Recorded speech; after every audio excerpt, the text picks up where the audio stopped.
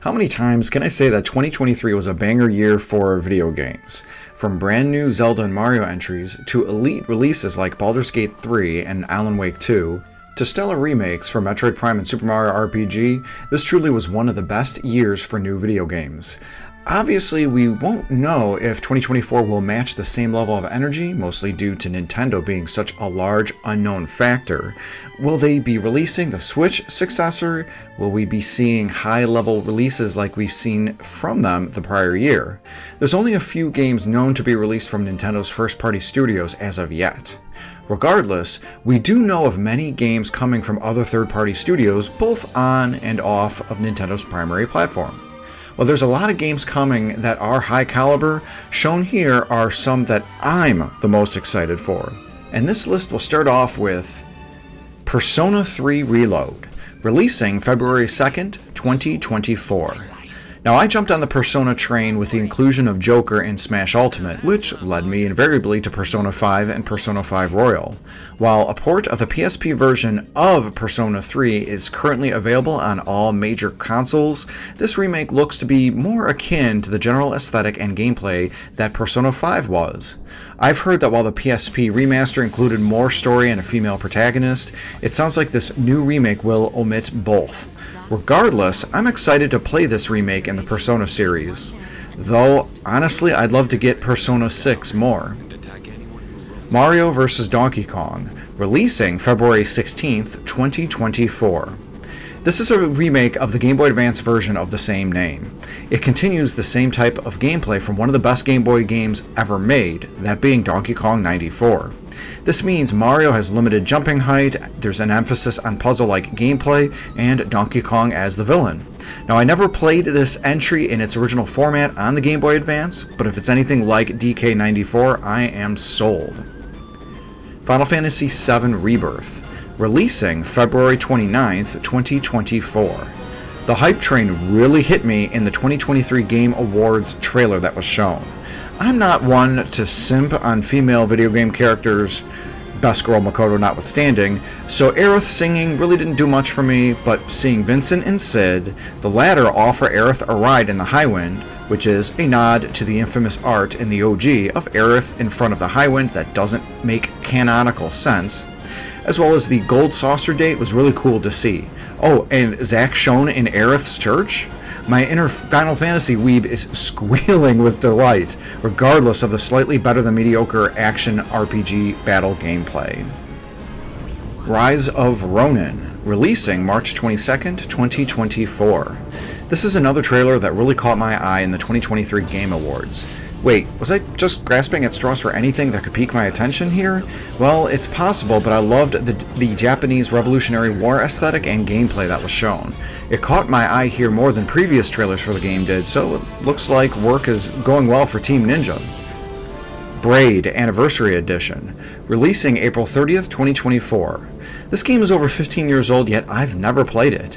What better time than to play it when it comes to the Switch in this edition? I'm well aware of the storyline twist at this point, and honestly, I love that. That being said, it's still the journey, not the destination that counts, and what better way than this fantastic puzzle platformer? I'm hoping this will get a physical edition so I can add it to my ever-growing Switch collection. Now, the next few games are confirmed for 2024, but don't have an exact release date as of the release of this video. The first of these is Paper Mario ThousandYear Door Remaster, and it's rumored for early 2024 release. And as crazy as it sounds, I've never played the GameCube original. And as offensive as that is to both being a Super Mario and an RPG fan, it looks like I'll be glad I've waited for this remaster. This is lauded as the best of the Paper Mario series, as well as by many as the best Mario-based RPG game. I was absolutely floored with the quality of the Super Mario RPG remake, so if this is anything like that, my excitement for this game will be more than justified. Contra, Operation Guga, releasing early 2024. Admittedly, the last few Contra games haven't been that great. Oh, okay, yeah, they haven't even been good, but I'm excited for Operation Guga for a number of reasons. This includes being made by the excellent WayForward team, as well as it pulling enemies and gameplay from the best 8-bit and 16-bit entries, but being presented in a colorful 2.5D platforming style. I'm more cautiously optimistic than excited for this one, but still looking forward to it nonetheless. The Plucky Squire, release to be determined but in 2024. I love how this game looks. Based on the various trailers, it's got that storybook artistic style while also pulling in 3D elements when it looks like the main hero Jot leaves the storybook itself. The overhead storybook parts kind of look like how Cat Quest plays, with the 3D parts looking like the remake for Legend of Zelda Link's Awakening on the Switch. It's clear that this game was inspired by a myriad of Zelda titles, and if it's like others that were similarly inspired, like Tunic or Death's Door, I'll be in for a treat with the Plucky Squire. Visions of Mana, release only shown in 2024 so far. This was yet another trailer that had me hyped from the 2023 Game Awards. This will be the 5th mainline entry in the Mana series, which saw its last release as Dawn of Mana in 2006. There's been a number of spin-offs like Legends of Mana, as well as ports and remakes since then, so that's part of what makes Visions of Mana so exciting to see coming. The gameplay and overall visual style look like the Trials of Mana remake, which that in itself ran and looked great. And if it plays as well as that remake did, Visions of Mana should be an excellent release. The last few games we also don't have release dates for, and there is no guarantee they'll be releasing next year or ever. The latter may apply to the next game, which is Hollow Knight Silksong. This sequel to the indie hit Hollow Knight was announced back in 2019 with its last trailer shown in June 2022. Since then, it's been crickets, and at this point we need to be concerned as to the status of where Team Cherry is at with this entry. Do I think the game is cancelled? Mostly no, but I'd have thought we'd get more information, and honestly I'm getting tired of its presence being speculated before every Nintendo Direct, Sony State of Play, and Xbox Games Showcase. Even with all that being said, if it comes out next year, it'll be a treat to play a new entry that shares the same tight gameplay that Hollow Knight had. Dragon Quest III HD 2D Remake. No release date yet. This is another title that has gone dark since its announcement back in the May 2021 35th anniversary livestream. All that we know about it is that it'll share the same HD 2D aesthetic as games like Octopath Traveler and the Live Alive remake, but it'll still keep the same type of turn-based gameplay the OG Dragon Quest III had.